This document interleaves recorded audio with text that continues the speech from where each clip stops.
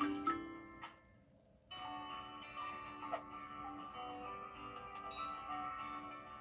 you visit or work with Parker's Kitchen, your support makes a difference. You've helped us rank as Best Workplace in America. None of this happens without you. Thank you. Live from Augusta, we're watching News 1226 this morning. A peek ahead into your morning, Diamond Lakes may see some changes soon. A ruling has been made on when abortions become illegal in South Carolina, and we're reeling with the chief himself, Riley Hale. But good morning, I'm Audrey Dickerber. We're so glad that you're joining us this morning. And speaking of Riley, we're so glad that he's joining us this morning too. I feel like we have a special guest on our show this morning. Feels good to be here with you, Audrey. A little bit early, kind of outside of my shift hours usually, but always fun to join you on the morning time. And luckily, we're starting off with decent weather this morning. We got a little bit of cloud cover out there early, but the thing is that I want people to pay attention to later. Great, thanks, Riley. And Augusta's Diamond Lakes needs improvements, and there are nearly 2,000 residents who feel the same. Took me only about 35 days to get 1,700 petitions signed. And these voices behind the petition to improve Diamond Lakes were heard by Augusta commissioners. Your city government reporter Sydney Hood reports on the demands from residents to make Diamond Lakes better and safer. More than 1,700 signatures on this one petition to improve Diamond Lakes Park, started by one South Augusta neighbor, and he says it's not only to support the improvements at Diamond Lakes Park, but for the overall safety and well-being of the neighborhood.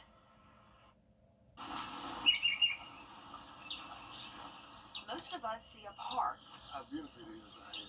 Frank Howard sees a place worth fighting for. I love this park. I love South Augusta. And everybody else wanted to make sure that something is nice inside of South Augusta. He comes to Diamond Lakes Park to watch his 8-year-old grandson play football. That's the biggest thing, family events out here. The things some walk by, Frank calls out. When they park beside the street, there are no lights up there. There are no sidewalks. A lot of people come out here to this park. They enjoy coming out here. But yet still, there are a lot of complaints about what's going on out here.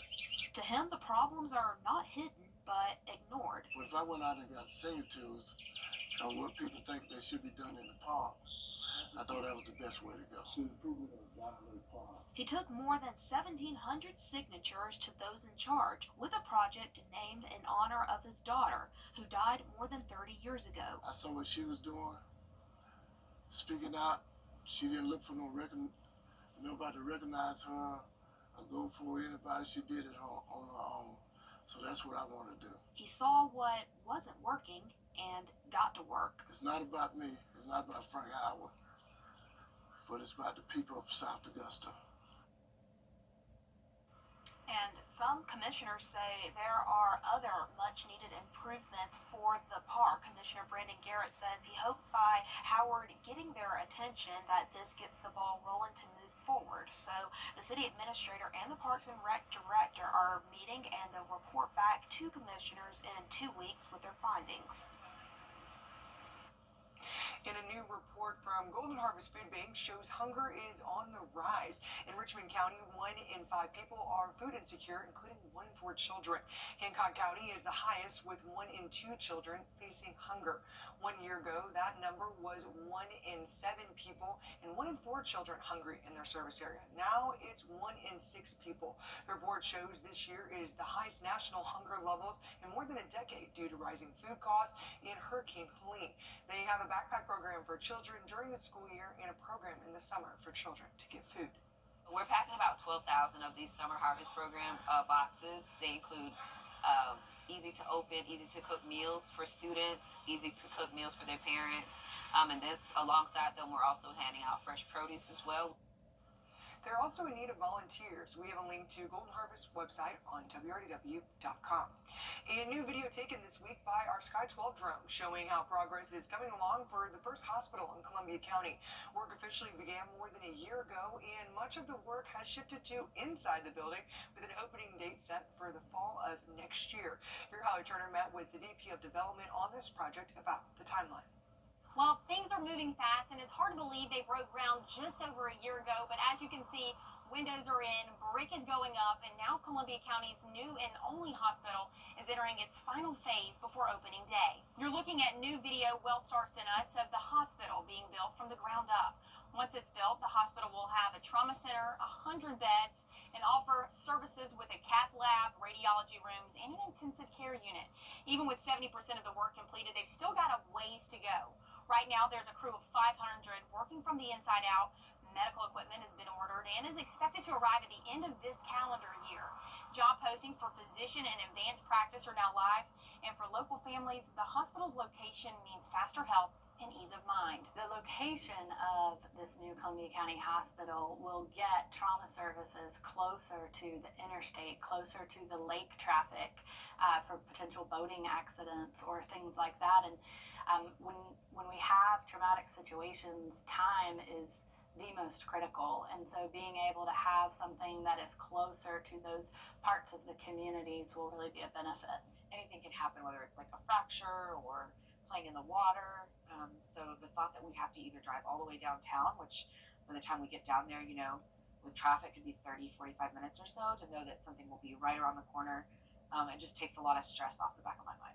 Hospital leaders say more jobs will be posted throughout the year, and there will be separate positions at this hospital from what they have in downtown Augusta. And the Richmond County Sheriff's Office is rolling out new patrol cars. Take a look. They posted this picture on Facebook with Sheriff Eugene Brantley shaking a deputy's hand. They say he's the first to get a new car. National standards recommend replacing patrol cars every 5 years, but deputies say theirs are over 15 years old. They say this is the start of keeping the county safe. Well, for the next few days, we're going to keep the chance for just a few isolated thunderstorms, but any storm that pops up does have a low severe weather threat with it. Have a look at our in-house model just after the break. Getting hurt at work was To 35 during the day as that front passes through, but take a look at what happens behind it. Our temperatures are going to be dropping. We could actually see highs only in the 70s later into this work week by this Friday, so definitely some big changes on the horizon. But for the next several afternoons, expect some summer-like heat, humidity, a few pop-up thunderstorms, but then much nicer weather heading our way late into the week. Okay, great. Thanks, Riley. And a controversial figure in the Alex Murdaugh double murder trial has been arrested.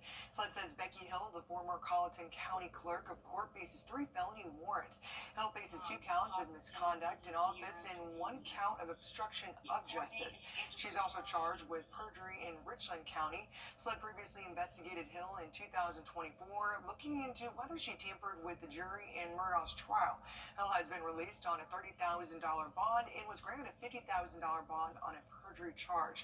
She has a pending hearing, but it is unclear on when that will take place.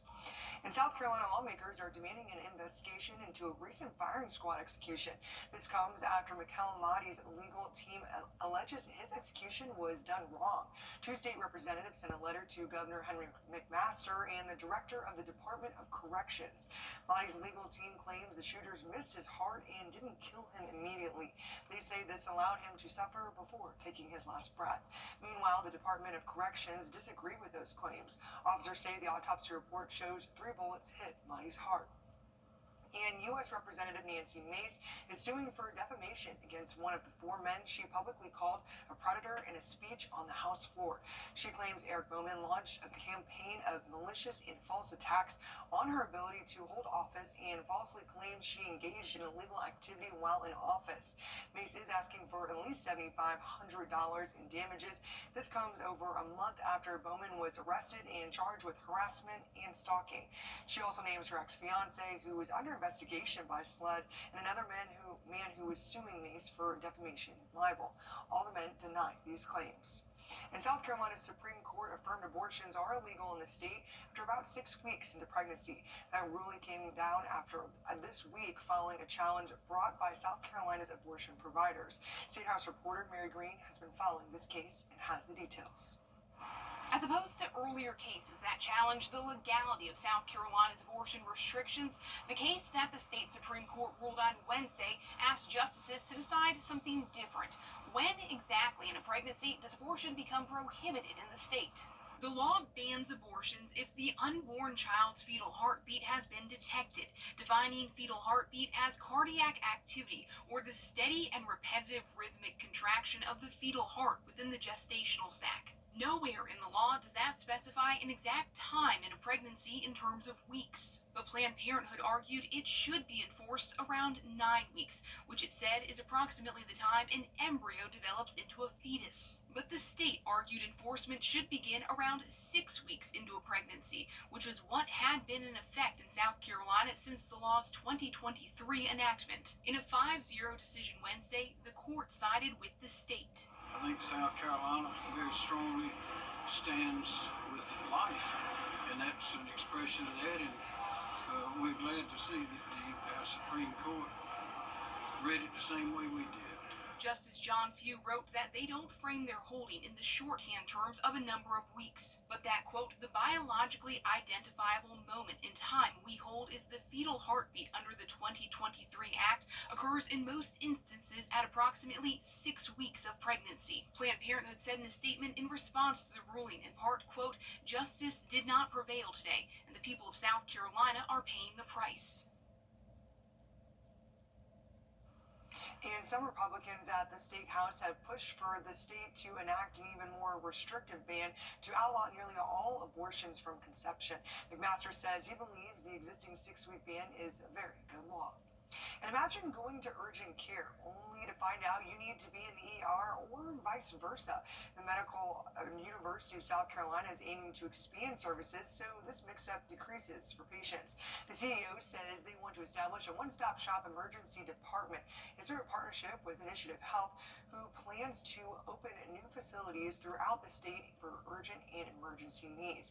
He says an emergency medicine trained doctor will make that call for you. Studies show a significant number of ER visits are for non-emergency concerns. A physician assistant from an urgent care says this happens to them often too. When emergencies do come in, which is rarely, maybe once a week, maybe a couple times a month, we are intentionally across the street from the hospital. That way that can be handled, very thoughtfully and make sure people are taken care of safely. MUSC is still in the evaluation phase, so there's no word on when the one-stop departments could open and where. The overall goal is to save patients time and money. Well, if you're heading out for those dog walks early this morning, we are looking dry for the first half of the day, but later into the afternoon, there may be a couple thunderstorms. Have an update for you just after the break. Answers to your legal questions. Sports Network. Welcome back. Well, Josh Deal is a local professional kayak angler. He recently placed second in the Bassmaster Kayak Championship in Texas back in March. He's this week's guest on Reeling with Riley. Take a look. Welcome back, folks. This week, I'm excited to fish with professional kayak angler Josh Deal. He is actually coming home with this giant trophy. Josh, you just got second place at the Bassmaster Kayak Championship on Lake Fork. Dude, awesome. Congratulations. Thanks, man. Appreciate that. It was a wonderful experience. Lake Fork is a magical fishery. It's an epic event, an epic opportunity, and a dream come true to walk the classic stage. Absolutely, man, because you've been working at this for a number of years now, starting with just kind of club tournaments here on Clarks Hill, and then you worked your way up the ranks, and now you got a lot to show for it. And this isn't the only big trophy you have. You got one last year, too, right? That's correct. Yeah, I have a handful of trophies hanging out at the house. It's been a heck of a journey. It is very addictive once you get into that tournament series, and, man, you've had a ton of success. And I'm excited because Josh knows how to catch them. We're going to be out in his bass boat today, so let's go see what we catch.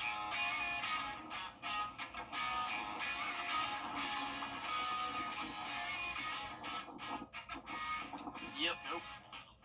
Yep. It is. Nice. That's awesome. And it's a largemouth. Yep. Good picture.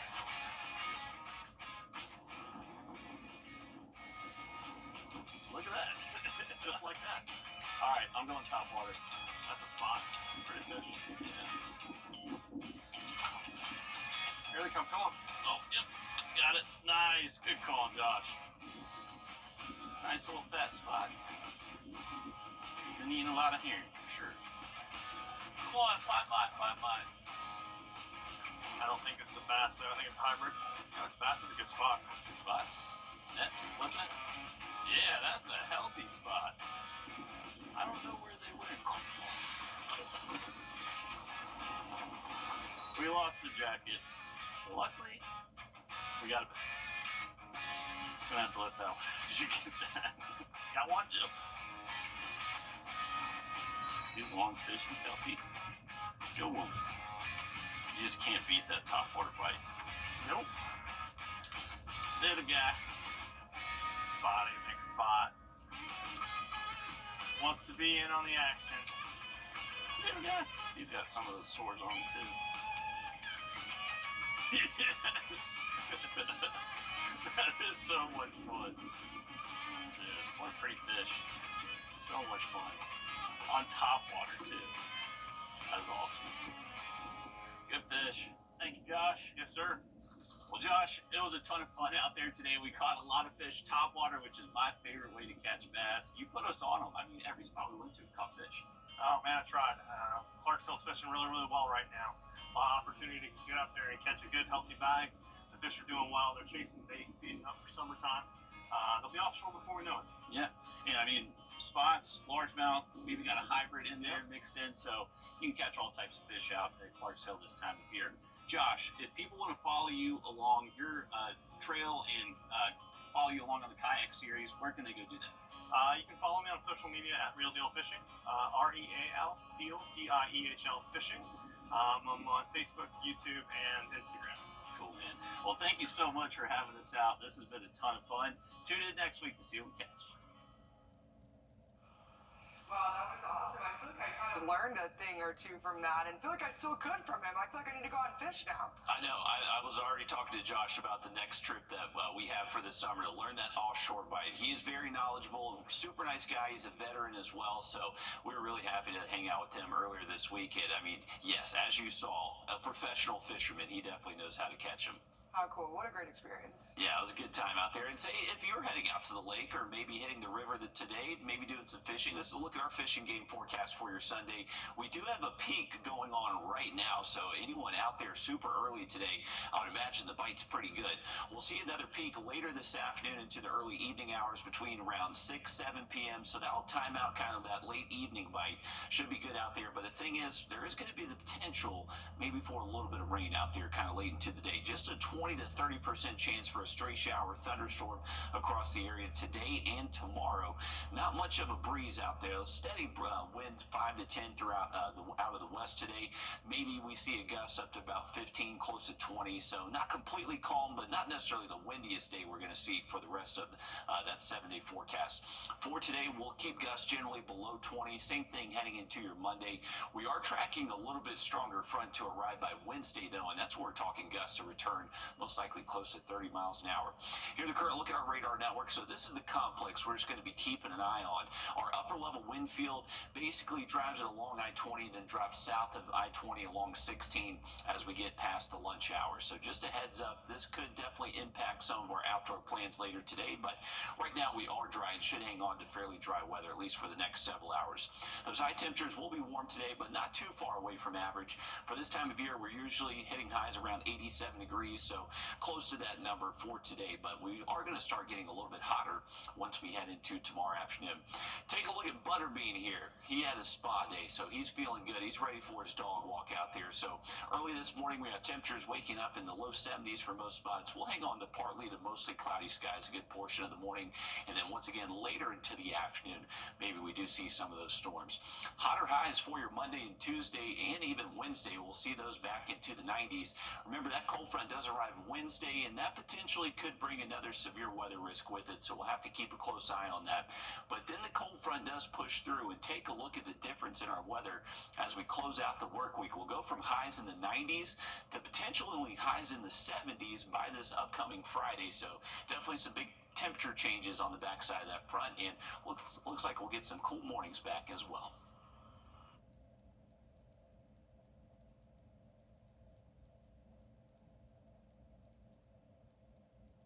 You suffer from pest. And the severe weather risk continues again Monday. Much more on that for you in just a bit. Thanks, Riley. And design plans for the Fairfield Street Bridge in Aiken are still up in the air. One plan involved tearing down and rebuilding the historic bridge, which connects to the historic district of downtown.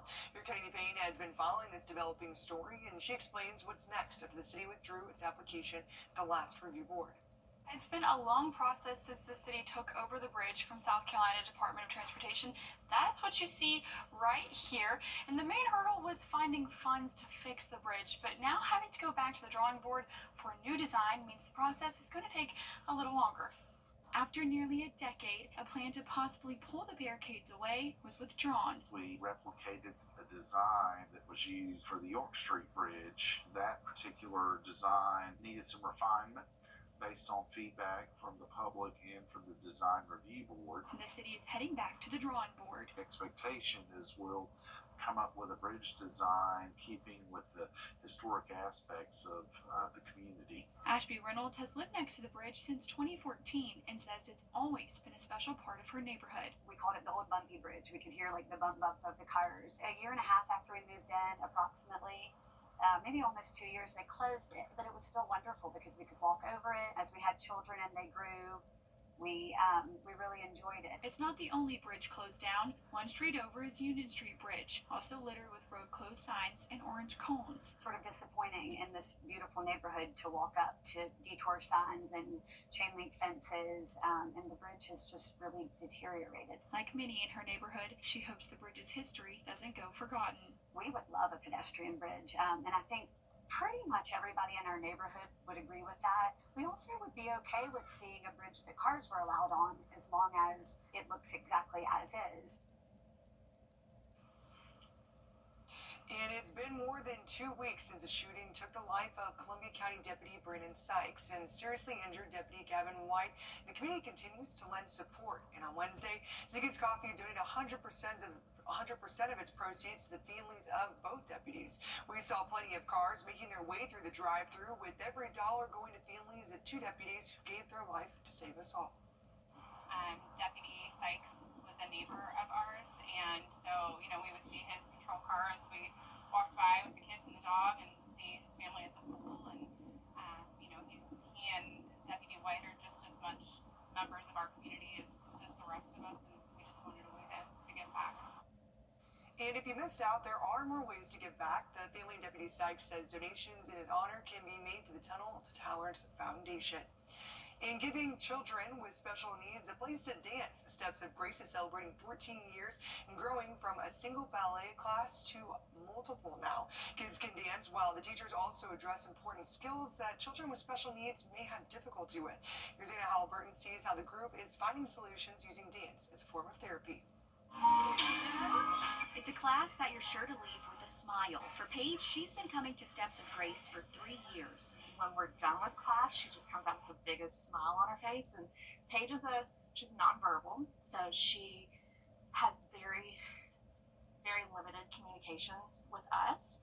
But her smile just lets us know that she just adores, and she squeals, and she just, you can see with her body language just how much she enjoys it. Classes are taught by Mallory Roche, who grew up dancing.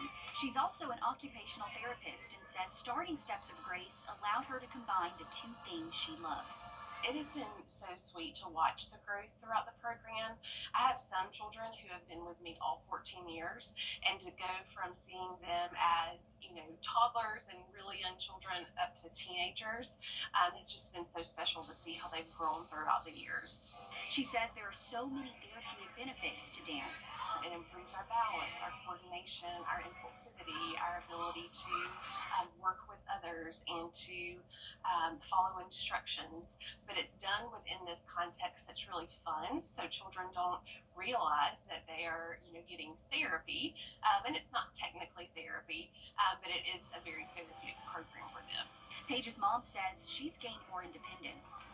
I think over the past 3 years, this has helped with her realizing there's other people out there that want to help her and, be part of her life. So that's been a big thing for us to see. Right now, students are getting ready for their spring recital. Mallory says this is the first time Steps of Grace will have their own recital. We just want the community to see what our dancers and our children are capable of and see how talented they are. Steps of Grace's spring recital, Better When I'm Dancing, is today at the Kroc Center. It starts at 4 p.m. and is free to the public. No need to register. You can just show up. It's possible because of sponsors. If you'd like to sign your child up or sponsor a scholarship for these students, we have more information on our website, linked under the Finding Solutions tab. On your sideline, sponsored by Chandler Law Firm. All right, guys, by around Friday later into the week, and it looks much drier once we get past Wednesday. Thanks, Riley. And Senator John Ossoff is investigating so-called mega landlords, corporations buying up single-family homes and allegedly overcharging renters. Your Georgia State House reporter Abby Casoris explains how new data shows the problem is growing.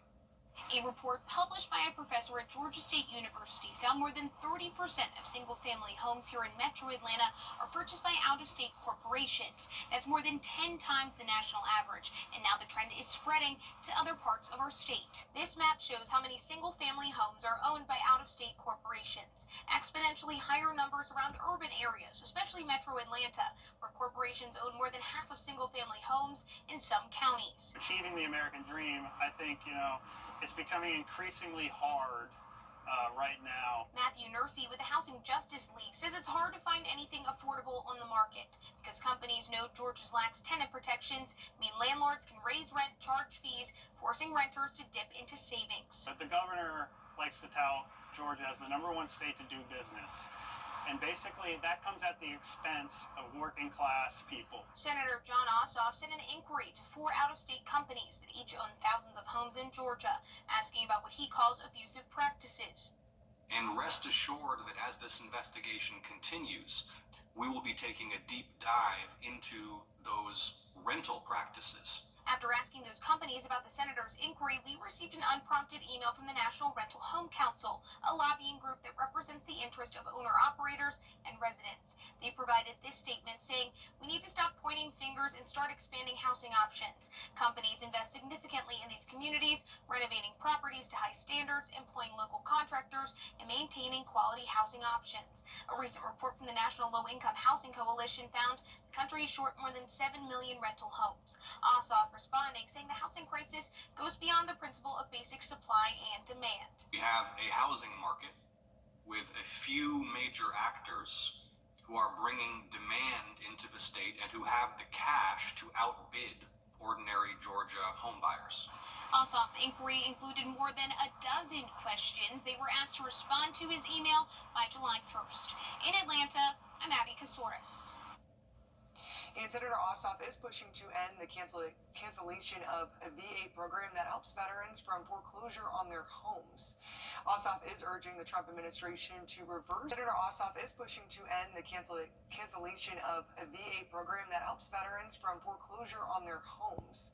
Ossoff is urging the Trump administration to reverse its decision to cancel the VA servicing purchase program that has helped nearly 20,000 veterans avoid foreclosure on their homes. It comes as nearly 90,000 VA loans are past due, with 33,000 in the foreclosure process. Senator Ossoff says this is a bipartisan issue of helping protect veterans.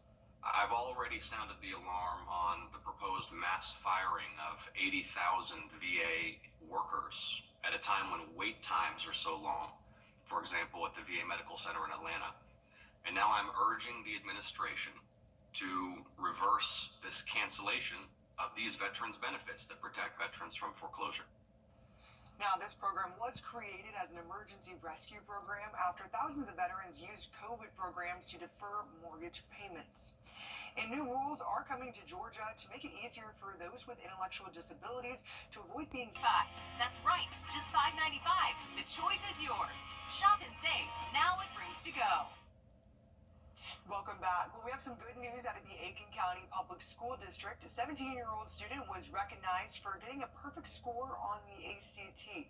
ACT score of 36, a perfect score.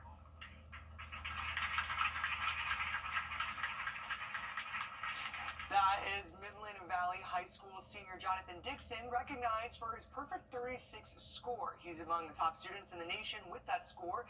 Dixon will be a first-generation college student studying mathematics at the University of South Carolina.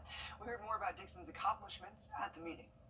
He has been accepted to 85 colleges.